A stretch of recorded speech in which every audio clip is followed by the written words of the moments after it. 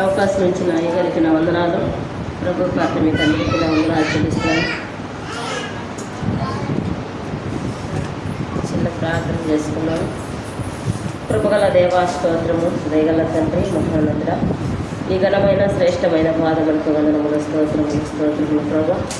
తండ్రి, పరిశుద్ధుల నిలవలసిన ఈ స్థలములో నా తండ్రి, పాపిని నన్ను నిలబెట్టిన నా గొప్ప దేవ, అయా నీకు వందనములు, స్తోత్రములనైనా, అయా ఈ లోకంలోనైనా అక్షరజ్ఞానం లేనట్టు దాన్ని నా ప్రభు. అయా నా తండ్రి, ఏ యోగ్యత అర్హత లేనిదాన్ని తండ్రి, నీ జ్ఞానంతో నాతో నువ్వు మాట్లాడి నీ నామాన్ని చూసుకోమని అయా నాయన చెప్పుచున్న నాకు నాతో నిలిచిన ఇద్దరు బిడ్డలకు నాతో అర్థమయ్యే రీతిగా నాతో నువ్వు మాట్లాడి నీ నామాన్ని చూసుకోమని యేసు జీవం కలిగిన నామలు అడిగి వేడుకొంచున్నాము తండ్రి, ఆమేన్.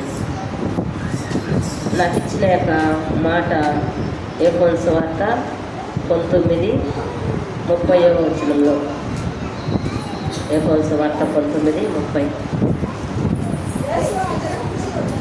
యేసు ఆ చెరక పుచ్చుకొని సమాప్తమైనదని చెప్పి తల వంచి ఆత్మను అప్పగించను. దానికి పై మాట చదువుకున్నాము. 28 కాడ నుంచి చదవండి.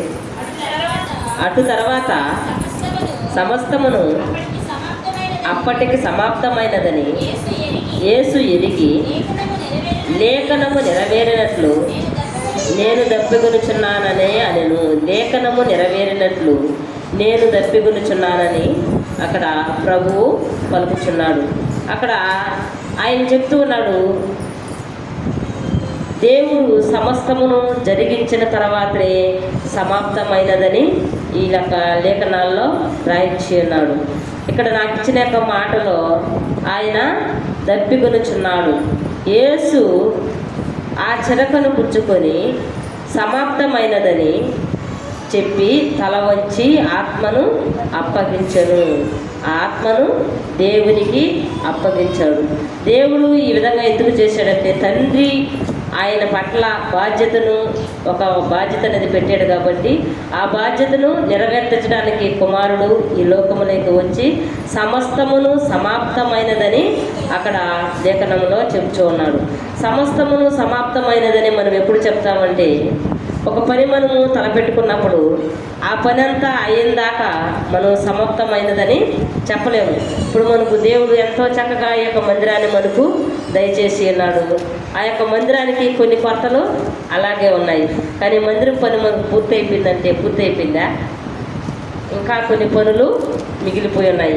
ఇక్కడ దేవుడు చెప్తున్నాడు, తండ్రి చిత్తాన్ని నెరవేర్చినాడు గనక ఇక్కడ అంతా సంపూర్తి చేశాడు గనక, ఆయన వచ్చిన పని సంపూర్తి చేశాడు గనక ఇక్కడ అంతా సమాప్తమైనదని ఇక్కడ దేవుడు మాట్లాడుచున్నాడు.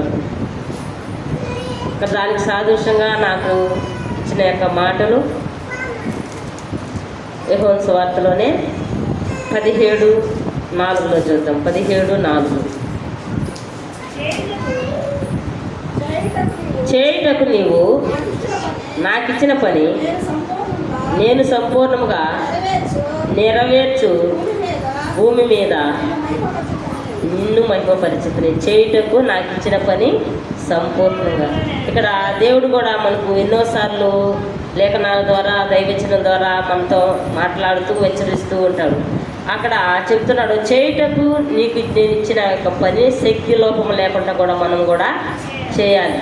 శక్తి లోపము లేకుండా ఒక పని చేయమన్నారు కదా, ఆయన ఏంది నాకే చెప్పాడు, నాకు ఎందుకు చెప్పాడు, నేను ఒక్కదానే చేయాలా, నాకు పట్టిన బాధ్యత అని ఏదో చెప్పాడు కాబట్టి ఆ విధంగా చేసే వారంగా మనము ఉండకూడదు. ఇక్కడ ఈ యొక్క మాట నాకు ఎందుకు ఇచ్చాడో, నేను ఇంకా ఆయన పని చేయవలసిన పని ఇంకా ఉన్నదేమో, అందుకనే దేవుడు నాకు ఇచ్చాడు. చేయుటకు నీకు ఇచ్చిన యొక్క పని శక్తి లోపము లేకుండా చేయాలని ఇక్కడ దేవుడు చెబుతూ ఉన్నాడు. అదేవిధంగా మత్తయి సువార్తలో 3:14 కూడా చూద్దాం. మత్తయి సువార్త 3:14 కూడా. మత్తయి సువార్త 3:14. అప్పుడు అందుకు యోహాను నేను నీ చేత బాప్తిస్మము పొందవలసిన వాడనుండగా నీవు నా ఎద్దకు వచ్చుచున్నావా అని ఆయనను నివారింపజూచిన కానీ యేసు ఇప్పటికి కానిము నీతి యావత్తు నీతి యావత్తు ఇలాగ నెరవేర్చుట తగి ఉన్నదని మనకు తగి ఉన్నదని అతనికి ఉత్తరం ఇచ్చాను. అలా అందుకని అతను ఇలాగా కానిచ్చాను. ఇప్పుడు దేవుడే వచ్చి మనందరికీ బాప్తిస్మం ఇవ్వాలంటే అవుతుందా? అవదు కనుక దైవజనులు మన కోసము నిర్మించి ఉన్నారు కనుక, అదేవిధంగా నీతి యావత్తు ఈ విధంగా నెరవేరాలి కనుక అందుకనే దేవుడు కూడా యోహాను కాడ బాప్తిస్మము పొంది ఉన్నాడని మనము నమ్మవలెను.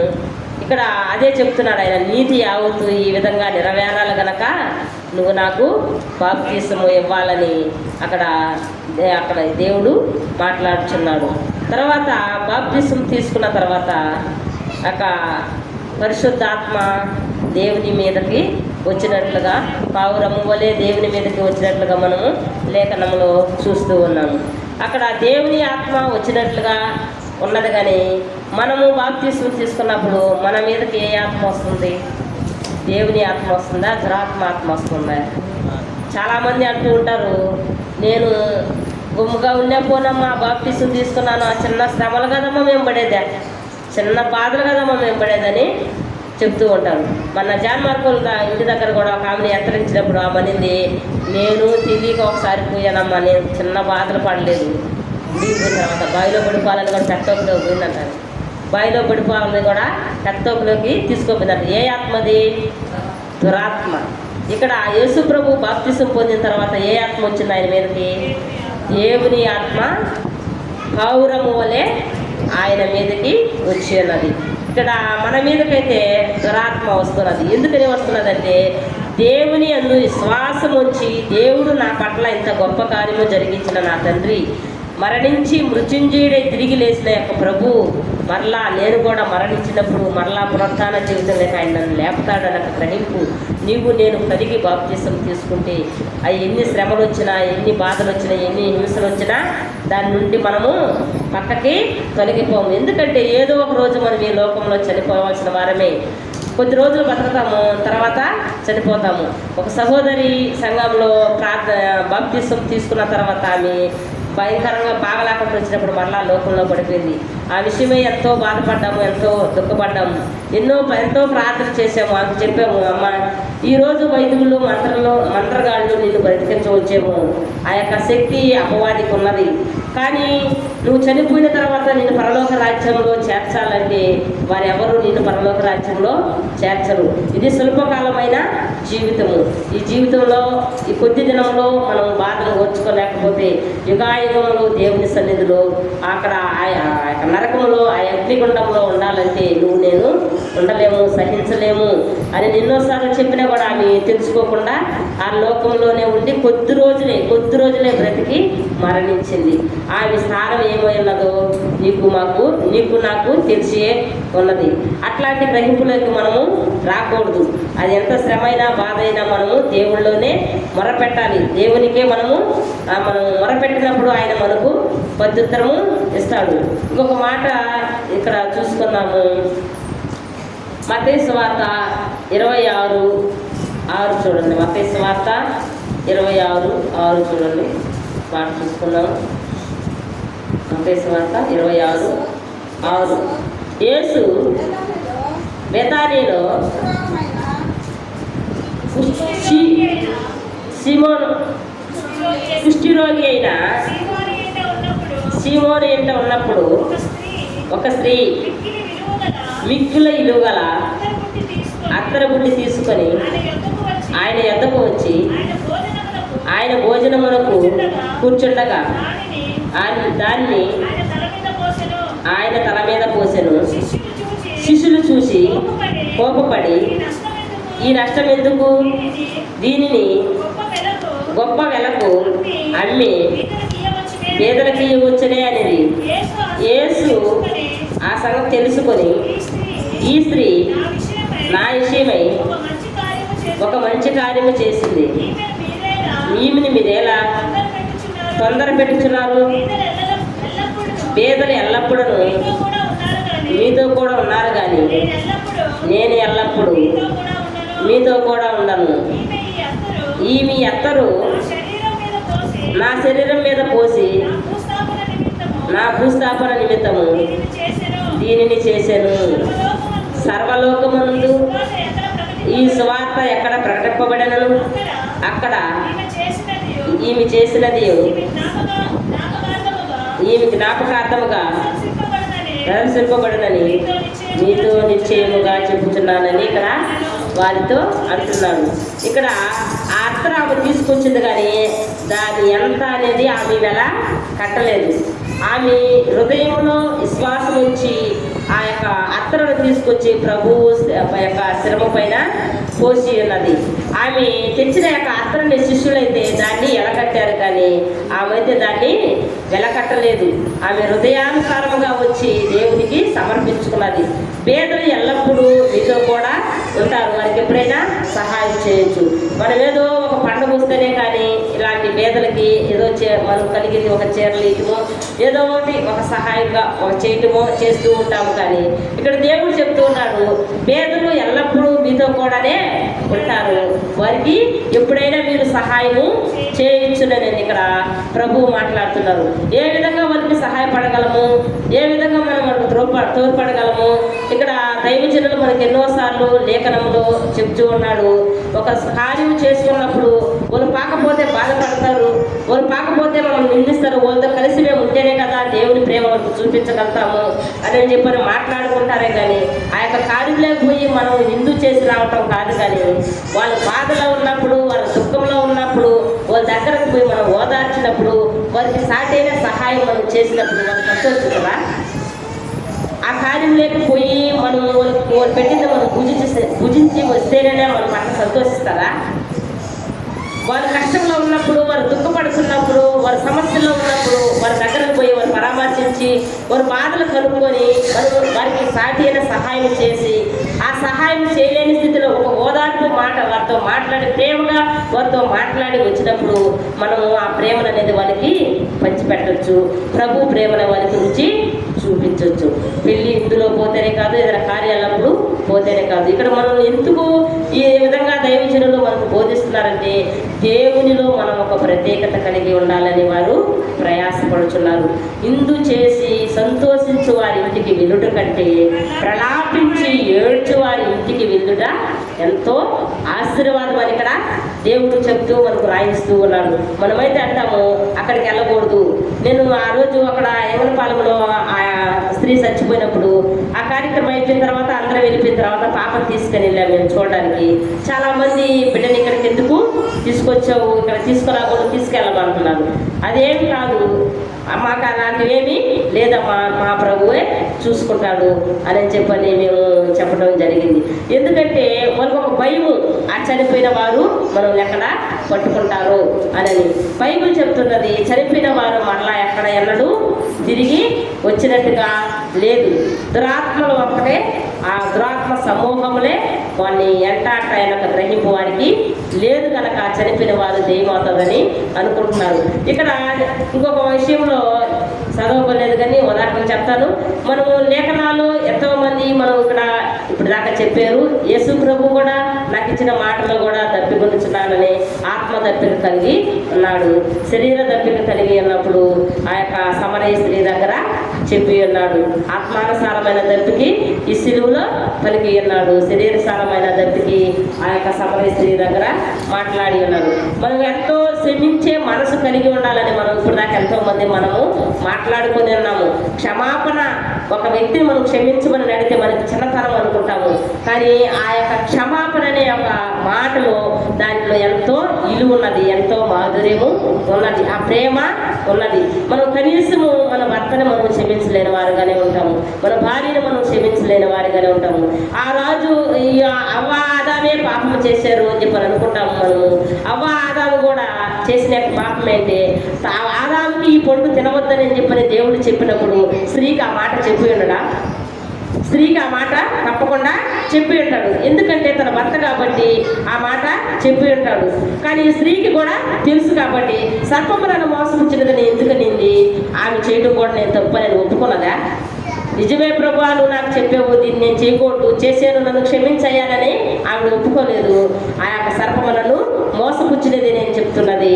ఆదాము కూడా ప్రభువా నిజమే, నువ్వు నాకు తినవద్దని చెప్పావు నాయన, నేను తిన్నాను, నన్ను క్షమించయ్యా అని చెప్పనని ఆదాము అనలేదు. నువ్వు నాకు ఇచ్చిన సాటి అయిన సహాయము నాకు ఇస్తే నేను తిన్నానని అక్కడ దేవుడి మీదే నింద మోపుతూ ఉన్నాడు. అప్పుడు ఆయన అదే విధంగా నువ్వు నేను కూడా ఈ లోకంలో అదే విధంలో ఉన్నాము. ఒక భార్యాభర్త విషయంలో ఒక సమస్య వచ్చినప్పుడు మనము క్షమించండి, అప్పుడు మీకు క్షమాపణ ఉంటుందని మనం అందరికీ సులాసంగా చెప్పగలుగుతున్నాం. కానీ మన విషయాలను నువ్వు నేను క్షమించుకోగలుగుతున్నామా? మన భార్య భర్తని క్షమించగలుగుతుందా? భర్త భార్యని క్షమించగలుగుతున్నాడా?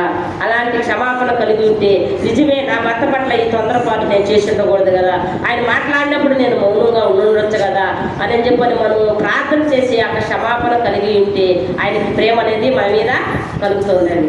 ఆ ప్రేమ అనేది రాదు, ఇట్లాంటి మూర్ఖుడు ఇతను మారడు అని చెప్పని మనం అనుకుంటాం. కానేమో ప్రభు తప్పకుండా ఆ వ్యక్తిని మారుస్తాడు. నువ్వు ఆ క్షమాపణ కలిగి నిజమే అయ్యా, నేను ఇదిగో ఈ విషయంలో తప్పు చేశాను, ఇది నేను చేసి ఉండకూడదు, ఇది నా వల్ల తప్పే, నన్ను క్షమించు అని చెప్పారంటే భర్తకి కనికరము ఉంటుంది.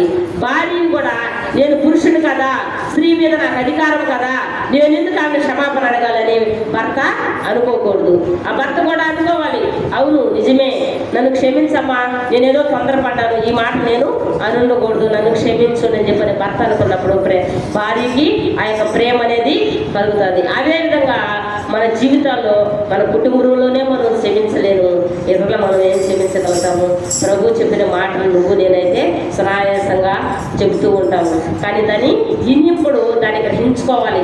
గ్రహించి దాని వాక్యము ప్రకారంగా మనం నడుచుకుంటేనే క్రీస్తుని పోలి మనము నడుచుకున్న వారిని అవుతాము. మనం చూసిన వాళ్ళు కూడా నిజమే, వాళ్ళు గుడికి పోయిన తర్వాత ఇదిగో ఏలేప సంఘానికి పోయిన తర్వాత వాళ్ళు ఒక మార్పు అనేది వాళ్ళలో వచ్చింది. వాళ్ళు ఇలాంటి మాటలు మాట్లాడరు, వారు ఒకరికొకరు సమాధానం కలిగి ఉంటారు. ఏదైనా పొరపాటు జరిగినా క్షమించమని అడిగే మనస్తత్వం వారికి కలిగి ఉన్నారు అని చెప్పనని ఇక్కడ ఈ యొక్క వాక్యములో చెప్పిన యొక్క మాటలు మనం గ్రహించినప్పుడు లోకంలో కూడా మనము జ్యోతుల వలె కనిపిస్తూ ఉంటాం. నువ్వు నేను సాక్ష్యం చెప్పుకోవాల్సిన అవసరం లేదు, వాళ్ళే నీ గురించి నా గురించి సాక్ష్యం చెప్పేవారుగా ఉంటారు. అదేవిధంగా మనం లేఖనాలు రాయించిన భక్తులు ఎంతో మంది పాడుతున్నారు. ఆనాటి వీధులే నిన్ను కొట్టిరనుకుంటేనని చెప్పననే పాట మనము పాడుకుంటూ ఉంటాము.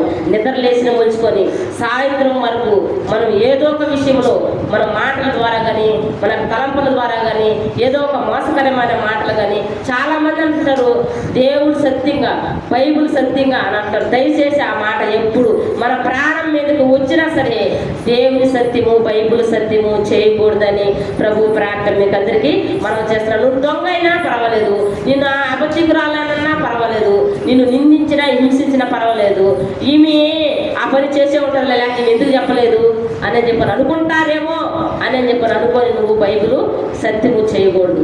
అది ఏదైంది నీ ప్రభు చూసుకుంటాడు కనుక నువ్వు ప్రార్థన చేసినప్పుడు ప్రభువా నీ సత్యము నేను చేయకూడదు, దీన్ని నేను చేయను, దీనివల్ల దోషం ఉంటే నన్ను క్షమించు ప్రభువా, నేనేదో తప్పు చేసిన నన్ను క్షమించు ప్రభు అని నువ్వు క్షమాపణ అడిగినప్పుడు వాళ్ళ హృదయాలతో దేవుడు మాట్లాడతాడు, వారికి భయము పుట్టిస్తాడు.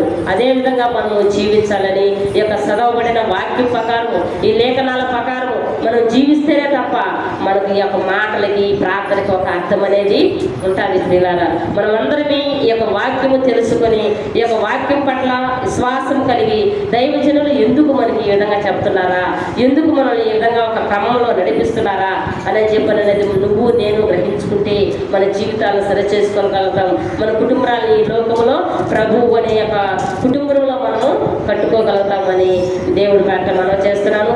దేవుడు ఈ కొద్ది మాటలు దీవించి ఆశీర్వదించును గాక. ఆమేన్.